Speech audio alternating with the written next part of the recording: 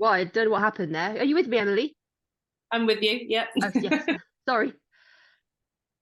Sorry, That's you okay. were saying. Yes. So there's a lot to unpack around everything that you just said. And so I'm just going to finish off the thought of where we were talking about anxiety and the link between diet and mood. Mm, Um, so so as we know, as I said, when your blood sugar drops, when you're in a state of hunger, your stress rises, and that is it's base level survival. If you're hungry, you're not happy. If you're hungry, you're stressed. If there's, we might not even be hungry, like we can be eating, let's say on a vegan or veggie diet, a lot of food, like a lot of mass, but there are key components of our diet missing. And when those key components of our diet are missing, that's when the stress rises and the anxiety goes up. And the stress rises, and because it starts, so the stress hormones then revert the body into a mode where it is breaking itself down in order to provide energy for the brain. So it starts breaking down. We think it kind of starts breaking down muscle tissue, which it does, but that's just for protein. So if you're deficient in certain vitamins, like B vitamins, for instance, and there is a huge link between ADHD and B vitamin deficiency. So what happens is your body will not only start eating muscle tissue, it'll start eating organ tissue for stores of certain nutrients that are utilized in those organs. And it will also start breaking down nervous system tissue. And this is the link with ADHD. So it will break down the myelin sheath of your nerves, which is essentially the insulator around the nerve fiber. So it allows for nerve signals to pass from cell to cell easily. And if the myelin sheath is broken down, then that causes disruptions in that information passing. So again, this is why we have cognitive difficulties and other things like this with ADHD, why our brains can't settle, they're going from one to the next, and there's a real insecurity about like forgetting something or losing something, so it's got to be put out there and said. And this is all like, it's very survival based. So that's it. If you're hungry, on some level you are going to have anxiety or stress or depression or however that manifests. I know this to be true because I have seen a massive difference in myself from when I started nourishing my body properly and really going into what it was that my body needed. Like, I'm a different person. My anxiety was through the roof with the imposter syndrome, social anxiety. And also there was even times where I felt suicidal. Like if I wasn't doing so well in my course, if I thought I'd messed up on one of my modules or something like that, I was a wreck, an absolute wreck. And I really remember thinking, if I don't pass this, if I don't do well in this, I'm just going to kill myself because there's no point in me being here. Like I didn't see any other option for me at that time. And just constant breakdowns. I had to leave work constantly because I was just in floods of tears. I just could not cope. I just could not cope with the environment, and my body was starving. And again, because I was nutritionally conscious, I wasn't eating like processed foods. I was staying away from all the unhealthy things and just eating vegetables essentially, and fats, but obviously the wrong fats as well, like relying on seed oils and stuff like this. I mean, I did try and stick to olive oil and coconut oil, but seed oils were a massive part of my diet. They were in the oat milk that I was drinking. They were in everything. Every kind of vegan alternative, it's in there. So yeah, and then since I made that switch from eating more ancestrally, my body was more nourished. It was able to deal with stress so much easier than I ever was before. And I can honestly say anxiety is not a part of my life anymore. It just isn't there. Like, obviously, we still have little wobbles every now and again, like induced by really stressful situations. That's normal. But in terms of day-to-day anxiety and depression, I'm just such a more resilient person now than I was. I wouldn't recognize myself. So you've sold it to me, Emily. You've really sold it to me. I really want to take on this ancestral diet. How, like, what is an ancestral diet, and how can I achieve that in this current structure? So, I mean, I like to marry all aspects of our beings together. So bringing in ancestral nourishment, but then also, you know, if your gran bakes some beautiful scones and that's part of your memory and your childhood and who you are, then make those fucking scones. Like, it's fine.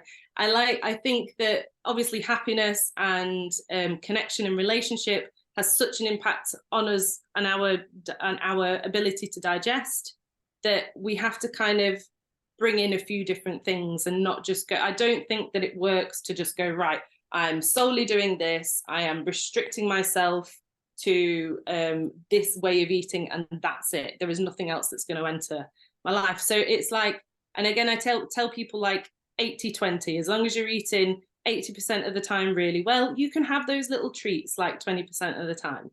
It's fine. If your body is healthy and resilient and has everything that it needs, then it should be able to handle little bits that it can't or wouldn't normally, you know, have. Like, it will be able to deal with those.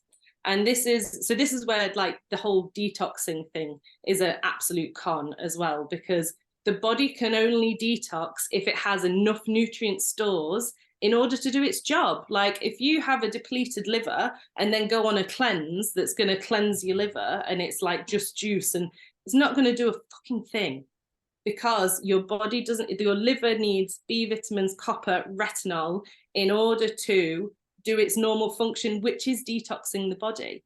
Like, that's just what it does. The body is one huge elimination system, but it needs nutrients in order to do those actions. Without them, it can't. So this is where cleansing and detoxing and doing all this is a massive con. Really, it is just nourish yourself adequately, and that's it. So so what's in your shopping? What's in your shopping basket? I've got to ask.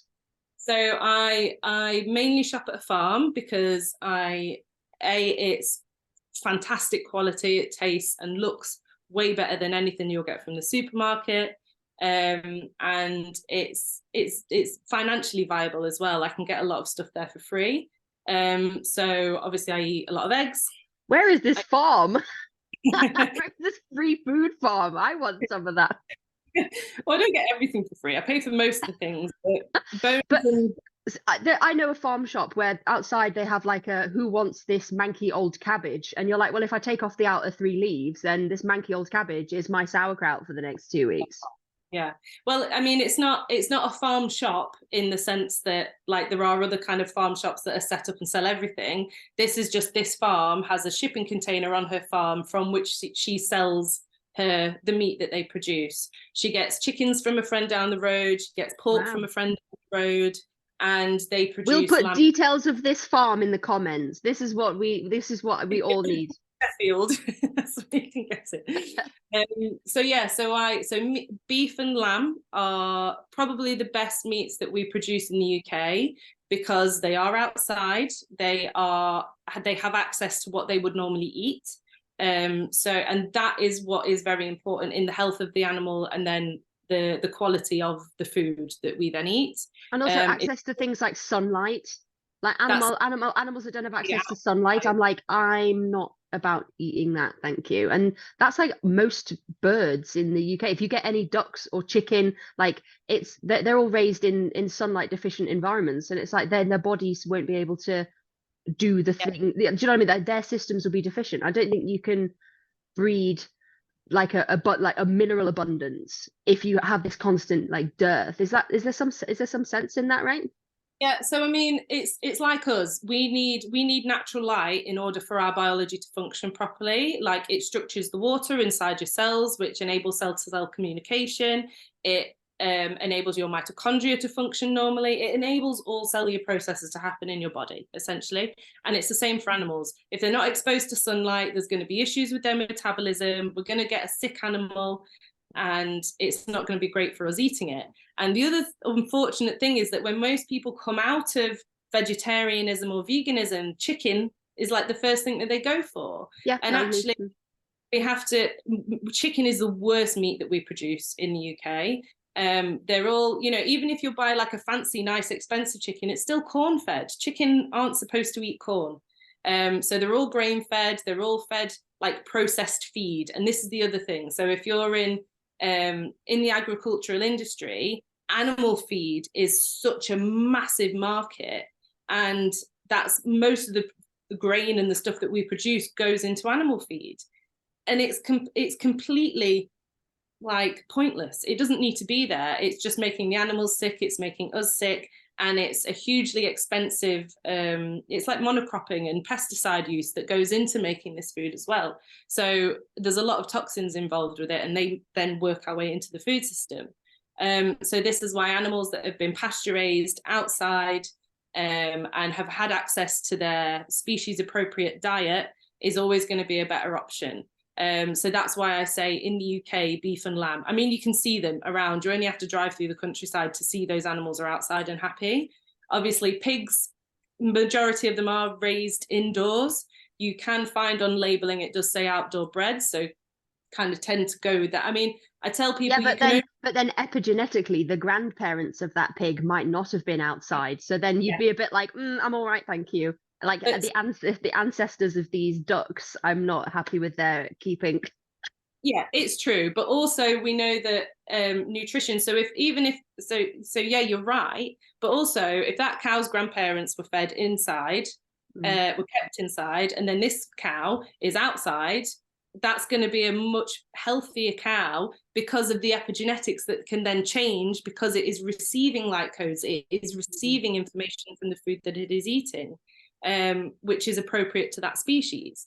And what I try to say to everyone is we can't be totally perfect. Like even the farm shop where I get my food, they are grass fed, but then towards the end of their life, they are fed up with a little bit of corn to fatten them up.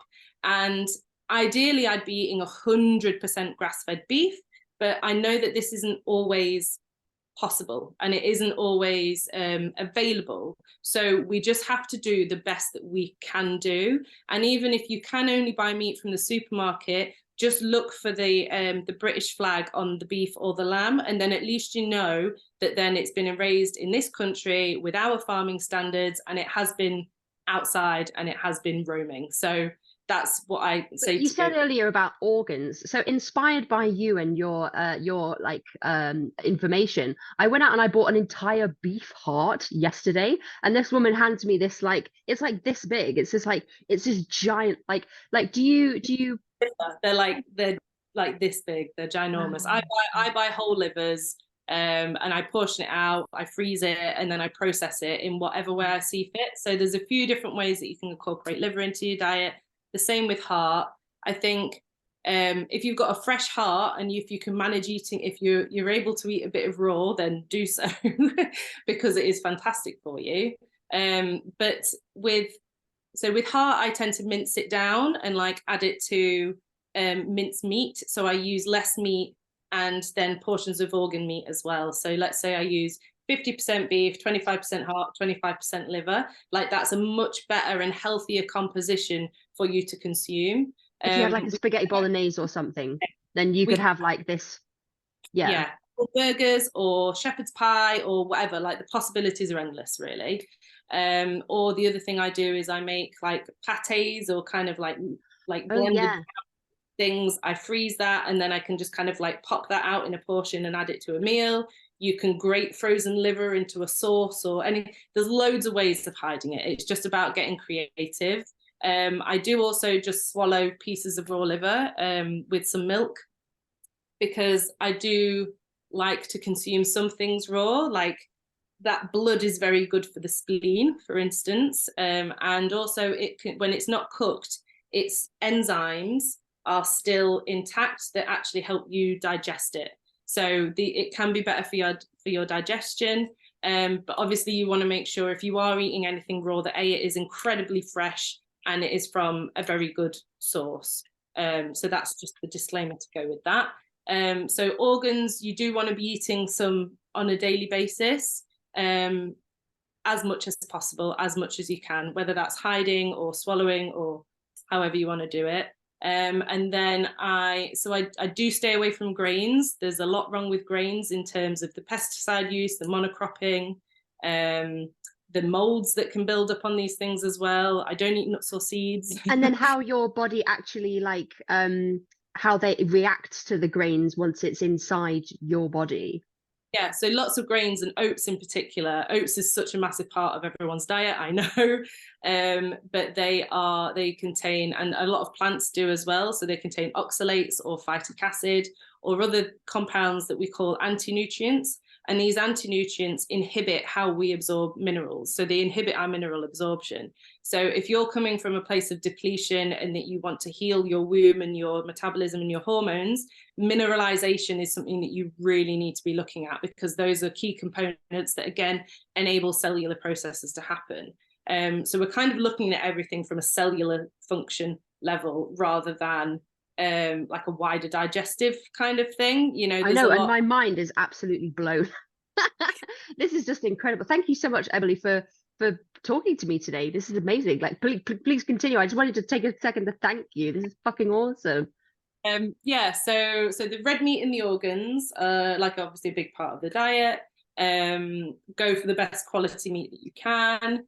And then when it comes to, so fruits are a great source of carbohydrates. Honey is an amazing source of minerals and carbohydrates and enzymes and all the stuff that goes with it. I do use a bit of maple syrup here and there. Oh, so liver, if the liver is tasting quite strong, maple syrup is a magic little thing that helps that kind of irony taste dissipate. So if you put some liver into some sort of recipe that you're using and you can kind of like taste it a bit strong, add a bit of maple syrup. Or red wine as well. Red wine can also help with that. Use a bit of both if you want. And that should like help the taste kind of reduce a bit. If you're making pate, I do add maple syrup to my pate. Yeah, so yeah, maple syrup. I do eat, the only grain that I do still eat is white rice.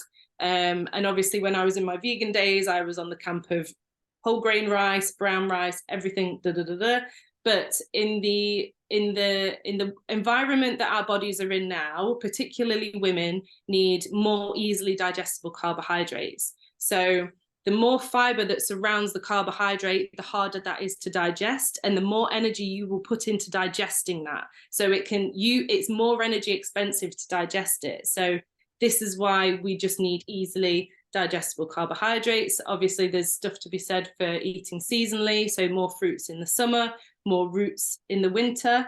But again, I started this like really seasonally. I was very mindful about eating seasonally. So I wasn't really touching fruit during the winter, but actually I found that my energy levels were better when I did have fruit in the winter. So oranges are a great winter fruit for the Northern Hemisphere. They're a winter fruit. So yeah, so easily absorbable carbohydrates as well will actually help you, give you the energy to digest something in the first place as well. You know, digestion is an energy expensive thing. So the more hard to digest stuff, like if we're putting so much whole grains and vegetable matter in our digestive system, we're going to end up depleted. We're going to end up using a lot of our stores in order to digest it and a lot of energy to do so as well.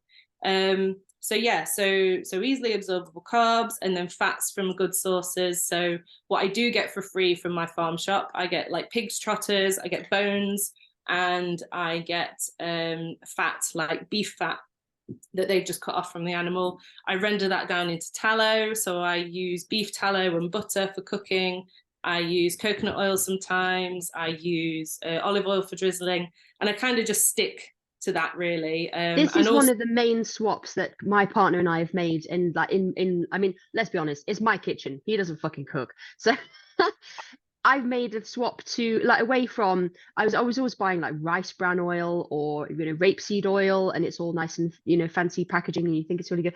Transitioning away from seed oils, I've honestly found one of the easiest switches, because everything is better when you cook it in butter, and butter is this I mean it's a magical substance.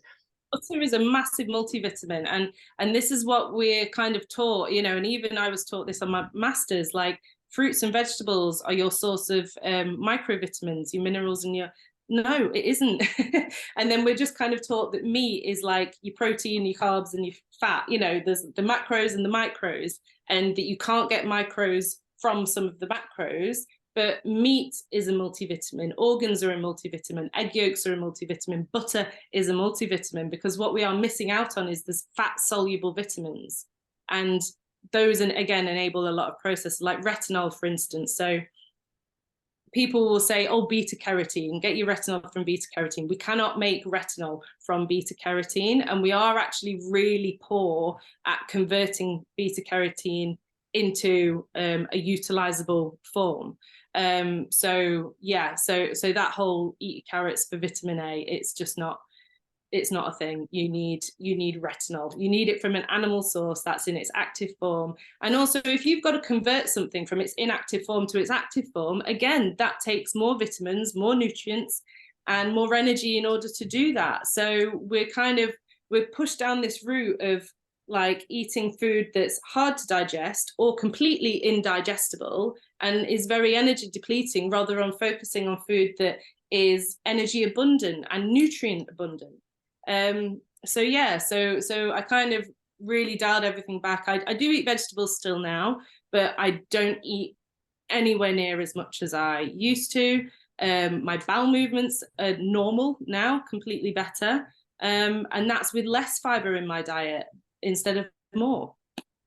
I just think it's incredible. Like there's so I feel like each one of these topics that we've brushed upon, I feel like we could have our own fucking like radio show about, like, honestly, talking to you is just so incredible. I mean, because you obviously you have spent a lot of time or you said that you spent a lot of time sort of trying to process your own relationship with your own womb space, and then effectively what you're sort of promoting here is this like is a lifestyle where people can sort of step into their own power and have this sort of almost like a biological control, like a boosting their fertility, which I know for a lot of women is something that, you know, they feel very strongly about, and it's really hard to sort of navigate, I think, the minefield of, oh well, you know, this is good for fertility, that's bad for fertility, but you have to do this because it's, you know, everyday society, like modern life is like this. Sort of like, what, you know, are there any things that you'd recommend for people to boost their like their sort of their, I want to say fertility, but I mean like the womb health? Yeah, so having adequate protein and timing is a lot to do with it as well. So when our blood sugar starts to drop, that's when the stress hormones rise, and that's what puts the brakes on producing our sex hormones. Without it's hard not to go into the whole detail here, but like eating within an hour to half an hour when you get up in the morning, having something there initially, because you have fasted all night long. Your glycogen stores are pretty much empty by the time you wake up in the morning, and then people are going out and doing really hard exercise as soon as they wake up, and that's like your or even drinking coffee on an empty stomach. It's revving up your metabolism. It's requiring you to make more energy, but the tank's empty, and that really puts a big rise on the stress hormones that are being released in your body. And again, that stops everything. So really, it comes down to balancing stress levels, but also hunger is the base level of stress for humans. So even if you're perceived stress, you know, but it's bodily stress, it's internal stress. So it's a balancing act of all of these things. It's eating regularly every 3 to 4 hours. So when those hunger signals start to come again, you listen to them and you respond. And if I can recommend 4 foods to eat on a daily basis, it's bone broth, egg yolks, liver, and butter. Like, those are the nutrient powerhouses. And so adults, so we can eat too much muscle meat. It is a thing. It's not like there's no basis in that. You do need to balance out the quantity of muscle meat that you're eating. You're taking in a lot of phosphorus, so you need to balance that out with calcium. So obviously dairy. So if I'm eating a piece of red meat or something like that, often I'll have a glass of milk on the side to counteract that, or to bring balance to the opposing nutrients that I am eating. And then with adults, so muscle meat is great for kids. Kids need more muscle meat. So in like a tribal situation, if we had an animal that we killed and we'd prioritize the muscle meat for the children, and then the adults would stick to the meat that was close to the bone. And then obviously we'd utilize the whole animal, we'd cook down the bones. So really what they say is with adults, their protein intake, 1/3 of an adult's protein intake should come from gelatin. And gelatin is an incredible, so it contains an amino acid called lysine, which is an anti-inflammatory. So it's an antioxidant. It's also a very calming neurotransmitter. So again, we're just sort of under the impression that amino acids are like building blocks, but they're not just building blocks. They are communicators. They are neurotransmitters. They transmit information. So it helps with sleep. Gelatin's really good for helping with sleep. So if you're struggling with sleep, I'd say up your gelatin consumption, have some sort of gelatin before you go to bed, and take that with some calcium and with some magnesium as well. So yeah, so we are supposed to eat a lot of gelatin, and obviously we don't eat a lot of bone broth anymore. Bones are kind of discarded and we don't really know what to do with them. So yeah, so that's something that we really need to bring into the diet, which is why it's one of the 4 things that we need to eat within a day. I try and use bone broths as like the base for most of my meals. So if I'm making like a vegetable soup or a spag bol or anything that involves water, I don't use water and I use bone broth instead. That's a really good shout. That sounds amazing. So like bone broth is something that I've tried to make in the past, but I always feel like it kind of comes up a bit a little bit short. Like, have you got any tips for making like a really good bone broth? Yeah, so just use less water than you kind of think you would. And obviously the less water you use, the more concentrated the gelatin, and the more it sets, the more jelly like it becomes. So when I get bones, I've got she gives me like these ginormous cow bones. So I've got a massive pot and I just make like one massive batch. Don't cook it overnight, just try and cook it for 3 to 4 hours, and then that way you can kind of get two flushes out of it. So I'll cook the bones twice so I get more out of them. That's clever. So yeah, cook them for 4 hours, get 2 flushes out of them, and then I just freeze it, portion it all out, freeze it, and I've literally got a freezer full of bone broth downstairs that I just bring out on like a day-to-day basis to have as the main component for all of my meals. Like, I'm not great at like just drinking a cup of bone broth. Like, my palate doesn't, I mean, I can do it, but I don't like, it's not like I'm going to it and I'm enjoying it. So that's why I put it into my meals. You know, it's like, it's all very well and good telling people, have a cup of bone broth as soon as you wake up in the morning, do this, do that, and do the other. But everyone's different, everyone's tastes are different, everyone has different preferences. So it's really about finding what works for you and how you incorporate these different ingredients into your meals. Absolutely. I mean, thank you so much for sharing your insight. Like that's something I think I have been adding too much water to my bone broth. Like, I'm just blown away by the incredible and the amount of information that you have just given to me. I'm fucking, I mean, this is like my Google searches for the next like month. I'm just gonna be, unfortunately for you, I'm probably gonna be fucking in your DMs just like, Emily, tell me more about the thing that you That's why. That's fine. But I wanted to ask you quickly about the little device that you have on your, is that a Healy? It's a Healy. So yeah, so this is a bioresonance device. So it emits low-level electronic frequencies that your cells can take in that information of the frequency that it's emitting, and then act accordingly. So it's a really helpful piece of kit. It's like a tool in your medicine cabinet. Yeah, and I've heard people using them as like almost like a people are like, oh, I had a shit night's sleep, so I put my Healy on the next night, kind of thing. Yeah. And like, I think there's loads of different settings that you can sort of like presets almost, isn't it? Millions. There's something for like every function of the body. There's all the meridians, there's the chakras, there's every organ, like wow. So everything in the body runs off different frequencies, and that's what they've put into this device, so then you can use it at home. It's been incredible. It's been really instrumental for me.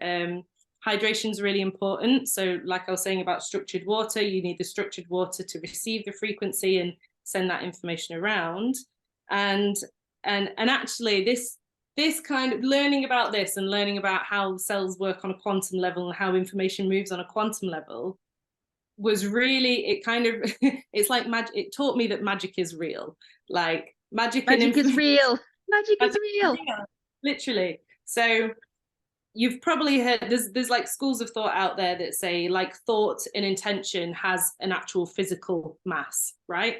And this mass can have action then, whether that's in a biological organism, or whether that's even in like the thought and minds, like the collective psyche as well, of kind of like the status quo of what's going on at the time.